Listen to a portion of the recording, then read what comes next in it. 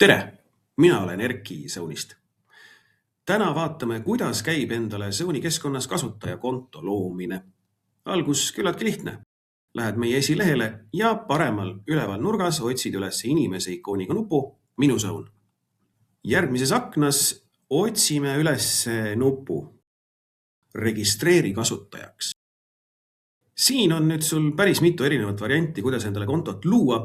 Smart-ID, mobiil-ID või ID-kaart on ilmselgelt isikukoodi põhised autentimisvahendid või Google, Facebook, kuidas endale mugav on. Mina võtan kõige lihtsama variandi ehk jätkan e-posti aadressiga. Siin aknas on nüüd oluline koht. Küsitakse sinu käest, kas sa soovid kontot teha eraisikule või ettevõttele ehk juriidilisele isikule. Pane tähele, tulevikus vormistatakse kõik sinu teenuste arved vastavalt loodud konto andmetele. Ja konto omanikku kui sellist sa hiljem ise muuta ei saa. Selleks pead võtma ühendust meie klienditoega. Mina tahan teha konto eraisikule. No nii, ees- ja perekonnanimi. No ilmselgelt sinna paned sina enda nime. Mina kasutan siin välja mõeldud fiktiivset karakterit. Birgit Sonest. E-post ja kasutaja nimi, pane tähele, sinu e-posti aadressist saabki sinu konto kasutaja tunnus. Mina panen siia Birgiti e-posti aadressi birgit@sone.ee. Salasõna. Lase fantaasial siin lennata. Salasõna peab olema vähemalt 10 tähemärki pikk. Mida pikem, seda parem.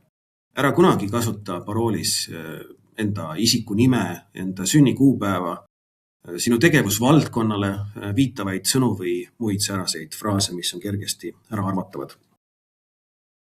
Kuniks süsteem ütleb sulle, et salasõna on kas tugev või lausa väga tugev. Telefoninumber. Mina panen siia meie üldise telefoninumbri, sina muidugi enda oma. Ja aadress.